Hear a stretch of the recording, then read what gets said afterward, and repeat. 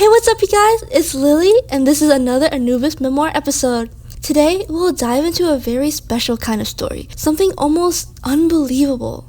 So, let's use your imagination for a second. Now, imagine the most perfect and well-rounded person you know. They're super rich, super smart, pretty, and very well off. Every aspect of them is worth enough to be envied. However, one day, you saw something your eyes couldn't believe. You happened to see a dark side of them that was hidden beneath their perfect image. Something you would never have expected.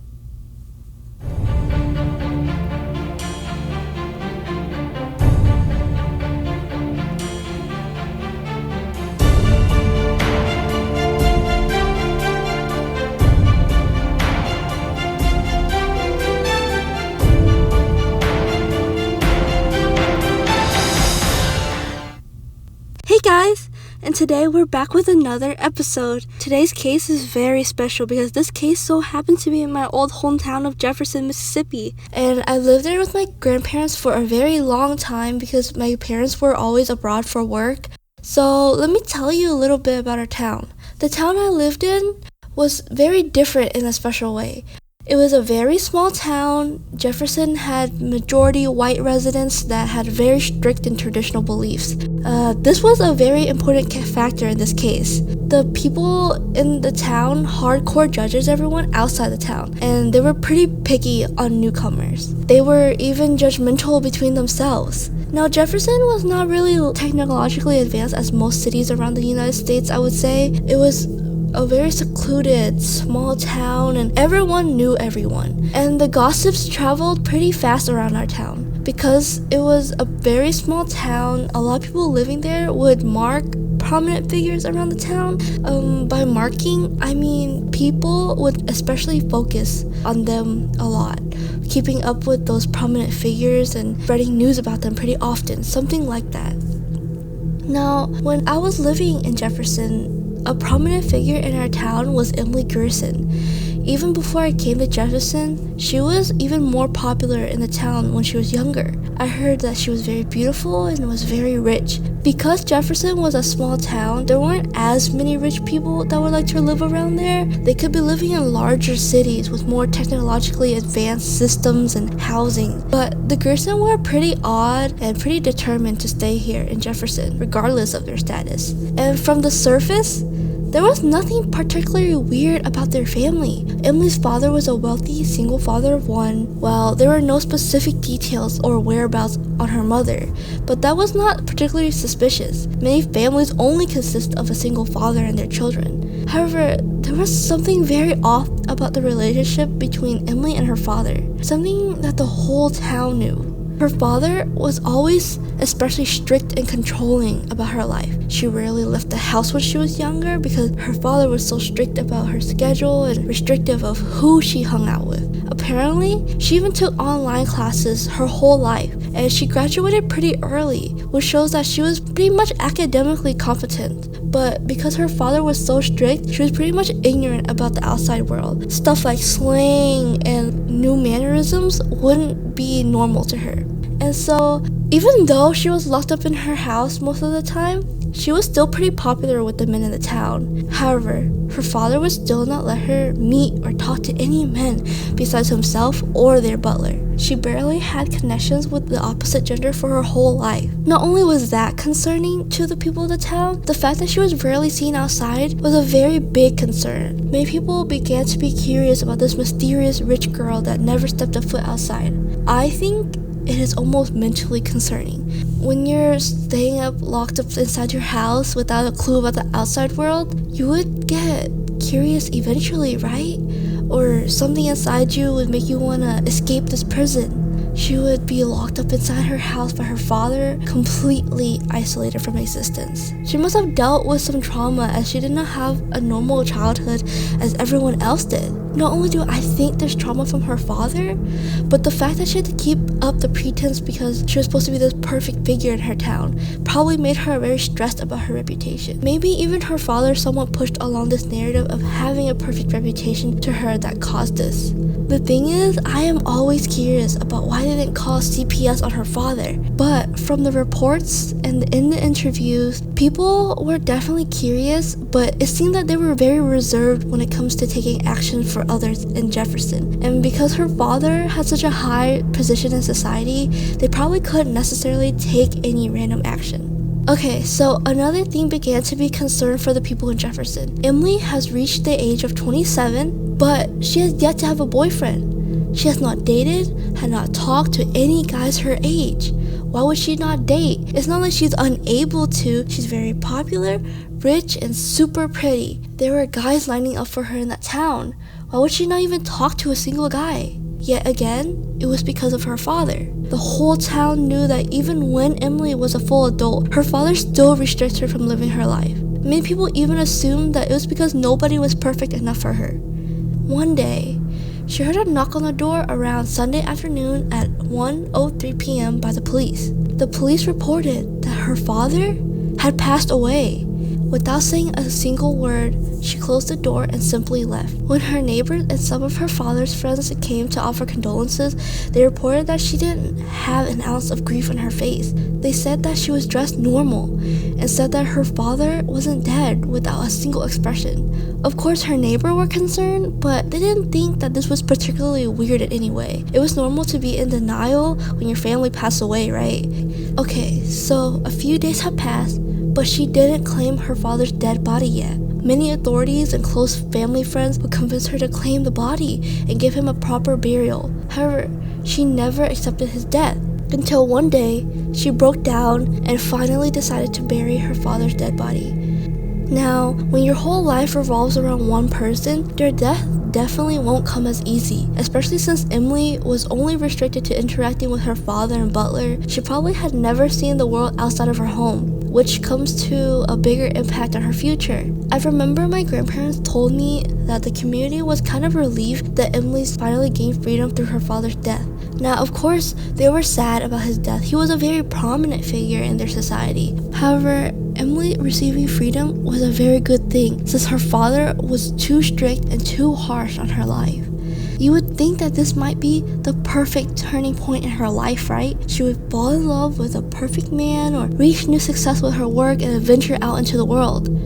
However, taking her first steps outside were proven difficult. This is because her father was her whole life. I don't think she ever tried to reach for freedom because she was restricted by the vision that her father illustrated for her.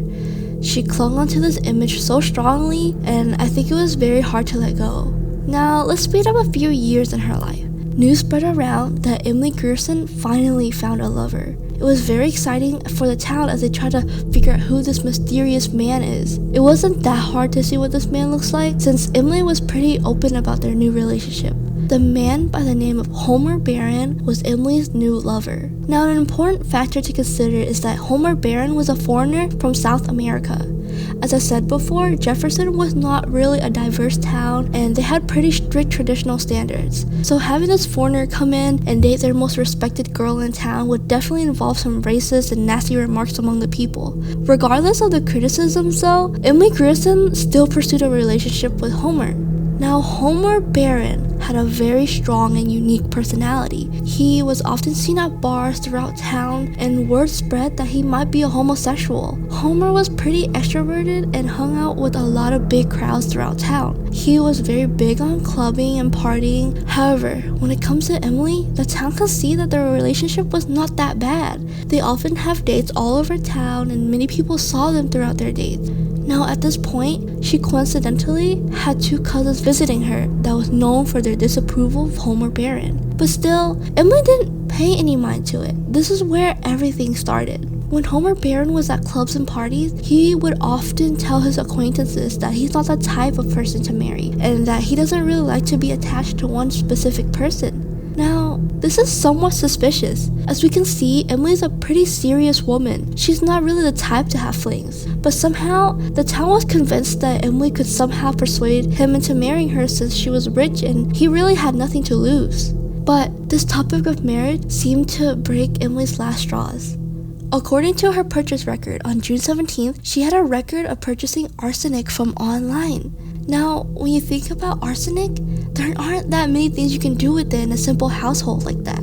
Emily wasn't a scientist or anything. The only conclusion is that she would use it to poison. The craziest thing about this is when the mail delivery man arrived with her box, he dropped the box, which caused the contents from inside to roll out. Her neighbors caught on and saw the arsenic, which led a rumor to spread around town that she was trying to commit suicide. This is pertinent to the story because Emily soon covered it up by saying that it was just used to kill rats. Isn't that so weird? You could buy rat poison for a much cheaper price at Walmart or something, but something so specific as arsenic could only be used for something else. But somehow, the town forgot about the whole incident and moved on. Now, that was super suspicious. I believe that they should have looked back more carefully. One thing that was extremely odd was that Homer Barron was never seen in town again. Many rumors spread that Homer Barron broke it off with Emily because he didn't want to be in a committed relationship anymore, or that Emily was sick of Homer playing around in clubs. Yet, not a single person in town suspected anything of Emily. Not a single person. Skipping a few years, at this point I was living in Jefferson. A few years before, I heard Emily Grierson was giving out painting lessons, but it was discontinued since the students grew up. After that whole fiasco, she pretty much lived her secluded life again. It's reported that she lived 6 to 7 years of seclusion and only her butler would go out to get necessities. When I was living in Jefferson, I was always curious about this face of this highly regarded woman throughout town. What did she look like? She was always described with such ethereal beauty, right? And well, I never got to see her since she lived in seclusion when I came to town. But soon, news spread around town about her again. Emily committed tax evasion. Police came to her house and questioned her motives. Why didn't you pay tax? When the police of the town saw her, they were in shock. Emily had a disheveled look. She became aged, her hair became white, and she gained a lot of weight over years in isolation. She didn't seem healthy at all. Although she lived in seclusion for most of her life, I remember this one incident when I was sneaking out during curfew. Curfew was pretty strict in Jefferson and not a lot of people come out at night. However, one time when I sneaked out, I happened to see Emily. I remember seeing her accidentally in front of her house. She almost seemed lifeless. And after that, I remember that the word got out that Emily had changed. The whole town had a feeling of pity for Emily. She was isolated from the world and she lost the most important people in her life. So this was definitely worth pitying. Now back to the questioning at her house with the police. During this time, the police should have noticed something weird about her house. The scent. The whole house smelled very weird. The smell was super unpleasant, but the police simply moved on and deemed it was dead rats or body odor. This is the point where I got very confused. Not only could I have caught her in action when she had the arsenic, but at this point, everything seemed super suspicious with the weird smelling house. But yet again, she got off scot-free because she didn't seem like the type of person to do that. But what exactly did she do? 2 decades later, at the age of 74, Emily Grierson was announced dead throughout the town. I remember not being that surprised because she was pretty old, but I had a lot of respect for her because she had so much power in the town despite of her gender. But a news came out that even I, an imaginative person, couldn't prepare for. On the day she died, my grandparents and a few close neighbors and cousins and authorities came to pay respect to her at her house. But when they arrived, they reported that the atmosphere was dark and dusty. Even though she had a butler, why was everything so dusty and unused? It was noted that the butler that invited them barely had a voice as if he never used it. Not only was the dustiness suspicious, her house was filled with very old items, like the one in the past that her father had used. And they're all cracked and overused, but she had the money. So it was very questionable why she didn't get new furniture or decors. What was interesting is that when her cousins or family visited from other states, she would never let them go to the upper level of her house. It would be restricted by her, and nobody has seen upstairs for over 40 years, which is pretty crazy. The people that were currently looking inside the house were pretty curious with what was in that upstairs room, so they decided to open it up. But there seemed to be a lock. something blocking the door, so they forced their way in. It was a very dusty bedroom that seemed to be unused for many years. As they looked into the room, they realized that the decor seemed to have rusted and faded in color, which shows how old this room is. What was noticeable was that there seemed to be a lot of men's items, such as clothing and toiletries for men that seemed to have dusted. The most disturbing thing is, on the bed, there seems to lie a body. This was not Emily's body. She was already buried. So what was this thing?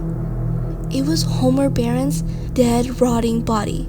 He was laid in a position that seemed as if he was hugging someone. His body was rotting beneath his shirt. His pillow was covered in dust. He was killed by arsenic almost 40 years ago by Emily Gerson. Even his clothes that were in the bedroom seemed to be placed as if it was just removed from the body. What was even more frightening was that there was a strand of white hair on the pillow next to him. Through forensic DNA test, it was discovered that this was Emily Gerson's hair. This means that she was lying next to a dead body up until her death. The whole entire 40 years of her life, next to a dead, rotting body. Isn't so crazy? She was hugging his dead body to sleep every night, yet she was never suspected for such actions. I was very surprised hearing this news throughout town about Emily being a crazy killer. Town was very much surprised as I was because of Emily's perfect reputation. No one would have expected such actions from her. It was so crazy to think that such a perfect and well-rounded person would be demolished into such a state. I think the environmental factor in Emily's life was very pivotal in her thinking and actions. Not only was she confined from the outside world for almost her whole life, but she was also mentally abused by an important man in her life and was going through difficulties with another man that she found saving grace in. In the end, Emily is still responsible for the murder she committed, but it is interesting to see how the environment a person is grown in would affect their future actions as an adult. What is super crazy is that after the disappearance of Homer Barron, she took kids into her home for painting lessons, which means that the kids were taking lessons in the same house that there was a rotting corpse in. Kind of crazy to think about, huh? And after letting her close friend and family and authorities come to her house, the butler disappeared completely. Yet no one questioned his whereabouts, since Emily died of old age and Homer Barron obviously was killed by Emily. They didn't spend much time on investigating her butler, which is pretty surprising considering how much the butler could have seen or contributed. They were pretty lax on their investigation the whole time, which shows why Emily was never even caught even though there was so many evidence pointing to her.